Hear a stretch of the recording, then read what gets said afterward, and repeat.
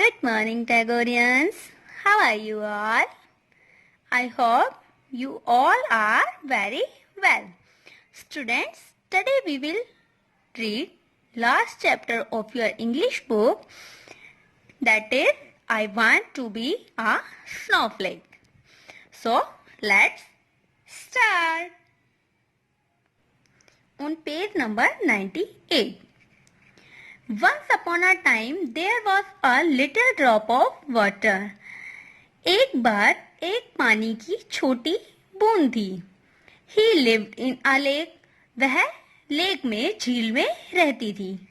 He dreamed of becoming a snowflake so that he could fall on land and turn everything white. He dreamed. उसका सपना था. क्या बनना था? Becoming, बनना. क्या बनना था? स्नोफ्लेक. स्नोफ्लेक यानी हिमकण, बर्फ के कण, छोटे छोटे टुकड़े. So that he could fall on land and turn everything white. उसकी इच्छा थी कि वह एक बर्फ का टुकड़ा बन जाए, बर्फ का छोटा सा कण बन जाए, और उसके बाद जब वह धरती पर गिरे तो जहां वह गिरे वहीं पर सभी जगह वाइट हो जाए. When summer came and the sun was strong. जब समर सीजन आया, समर सीजन यानी कि ग्रीष्म ऋतु, जब ग्रीष्म ऋतु आई तो सन जो था, सूरज जो था, बहुत ज्यादा शक्तिशाली हो गया था. The little drop turned into vapor.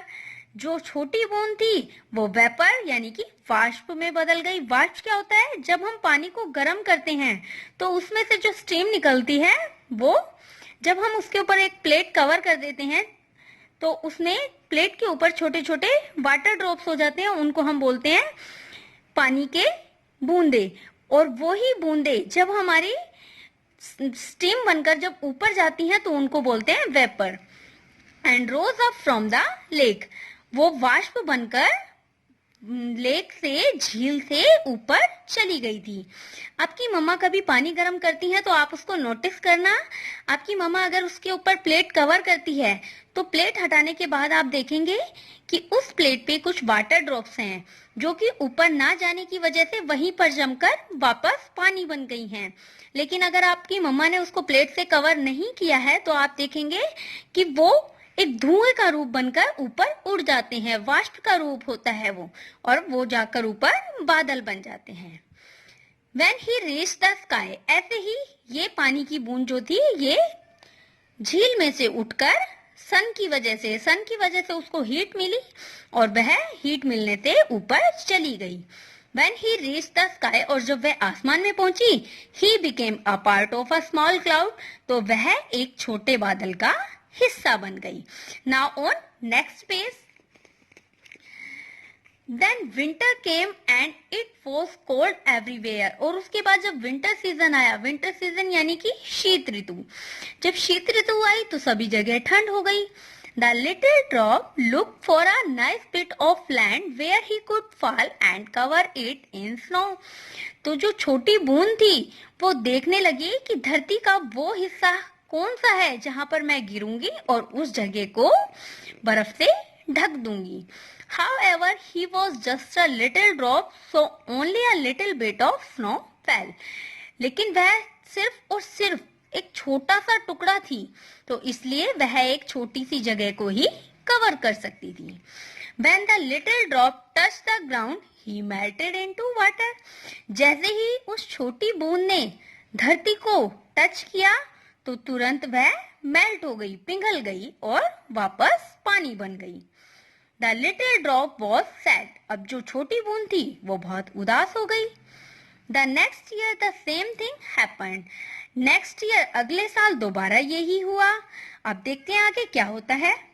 Finally the little drop went up into the sky and joined a big cloud. अंत में जो लिटिल ड्रॉप थी, जो छोटी बूंद थी, वो फाइनली कहाँ पहुंच गई? स्काई में पहुंच गई और उसने एक बड़े बादल को ज्वाइन कर लिया, यानी कि बड़े बादल का हिस्सा बन गई, उसमें शामिल हो गई. Many other water drops came together. उसके साथ साथ पानी की कुछ बूंदे और भी आ गई.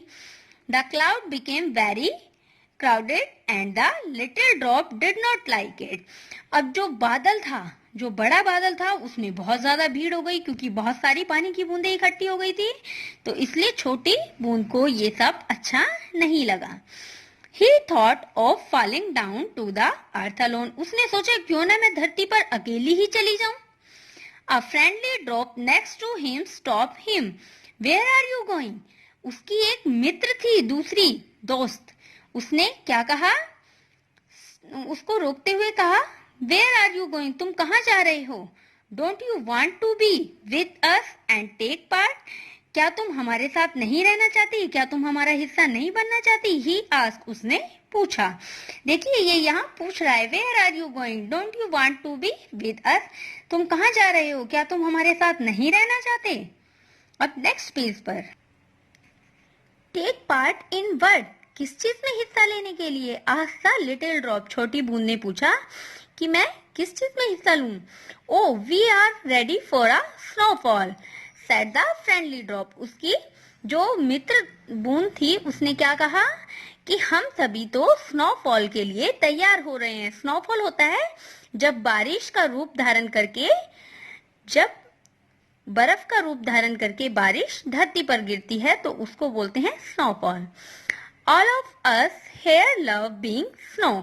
हम सभी यहाँ पर बर्फ से प्यार करते हैं। So we all have gathered here. इसलिए हम सभी यहाँ इकट्ठे हुए हैं ताकि हम एक साथ स्नोफॉल कर सके। I too tried doing it alone, but I learned that I can only do it with the help of other drops. क्या कहा उस बूंद ने? I too tried. मैंने भी कोशिश की थी कि ये सब मैं अकेले ही कर लूं, लेकिन मैंने क्या सीखा कि ये सभी मैं तभी अच्छे से कर सकती हूँ जब मैं अदर ड्रॉप्स की हेल्प लूं। I found this nice cloud where we all help each other. मैंने ये अच्छा बादल तभी पाया है जहां मुझे लगा कि हम एक दूसरे की हेल्प कर सकते हैं। Together we have made many wonderful snowfalls. एक साथ मिलकर हम बहुत ज्यादा वंडरफुल, शानदार जो है वो स्नोफॉल कर सकते हैं। यानी कि अगर हम थोड़े से बादल के साथ रहेंगे तो स्नोफॉल इतना स्ट्रॉन्ग नहीं होगा, लेकिन अगर हमारे क्लाउड ज्यादा स्ट्रॉन्ग होंगे तो हमारा स्नोफॉल भी बहुत ज्यादा स्ट्रॉन्ग होगा। Now on next page, so the little drop flew down through the sky as a snowflake together with hundreds of other snowflakes. जो छोटी बूंद थी वो आसमान में से स्नोफ्लेक का रूप धारण करके बाकी जो अनेक सैकड़ों जो स्नोफ्लेक थी उनके साथ नीचे आ गई। When they fell, जब वे नीचे गिरी तो उन्होंने क्या देखा? They covered the land and the trees and the houses. उन्होंने सभी पेड़ों को, घरों को, सारी वहां की धरती को कवर कर दिया था। एवरीथिंग टर्न वाइट, सभी चीजें व्हाइट कलर से कवर हो गई थी। The little drop was happy now, और जो लिटिल ड्रॉप थी वो अब बहुत ज्यादा खुश थी। क्यों खुश थी? क्योंकि उसका जो सपना था वो फाइनली पूरा हो चुका था। स्टूडेंट्स, अब आप इस चैप्टर की रीडिंग कीजिए। Bye bye.